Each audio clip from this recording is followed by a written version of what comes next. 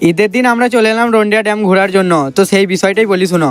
তো আমাদের ঈদের নামাজ শেষ হতে আমরা বন্ধুরা মিলে বেরিয়ে পড়ি রন্ডিয়া ড্যাম যাওয়ার জন্য। তো তার আগে আমরা গাড়ি নিয়ে চলে যাই পেট্রোল পাম্পে তেল ভরার জন্য। তারপরে পেট্রোল পাম্পে আসতেই দেখি এখানে অনেক ভিড়, তার জন্য আমরা দাঁড়িয়ে থাকি। অনেকক্ষণ ধরে দাঁড়িয়ে থাকার পর দেখি একটু ফাঁকা হয়ে যায়, তারপর যে তাড়াতাড়ি করে পেট্রোলটা ভরে আমরা বেরিয়ে পড়ি গাড়ি নিয়ে। তারপর আমরা পুলের মুখে দাঁড়িয়ে থাকতে থাকতে দেখি আমাদের আর একটা বন্ধু চলে আসে গাড়ি নিয়ে। তারপরে আমরা সবাই একসাথে হয়ে বেরিয়ে পড়ি পানাগড় যাওয়ার জন্য। তারপরে পানাগড়ে এসে একটা হোটেলের ভেতরে ঢুকে তারপরে হোটেলেতে সবাই এক গ্লাস করে দই লস্যি নিয়ে এখানে খাওয়া শুরু করে দিই। তারপর আমাদের দই লস্যি খাওয়া হতে আমরা সবাই এখানে একটা করে পোজ দিয়ে ফটো তুলে নিই। তারপরে হোটেল থেকে বেরিয়ে আমরা চলে আসি সুজা সিল্লার পার্কে। আর সিল্লার পার্কে আসতেই দেখি বাবারে চারিধার বিরাট ভিড়। তারপরে বিকেল হতে আমরা 6 জনা মিলে বেরিয়ে পড়ি রন্ডিয়া ড্যাম যাওয়ার জন্য। তারপরে আমরা সবাই মিলে সুজা চলে আসি রন্ডিয়া ড্যামে। তারপরে রন্ডিয়া ড্যামে আসতে দেখি চারিধারে এত ভিড়, কিছু বলাই যাবে না। আর শুনলাম নাকি ওই পারে আলামিন ওয়াইটি এসেছিল, জানতামই না যে ওই পারে আলামিন ওয়াইটি আছে। তারপরে খানিকক্ষণ আমরা রন্ডিয়া ড্যামে থাকার পর সন্ধে হয়ে যায়। তারপরে সুজা আমরা চলে আসি।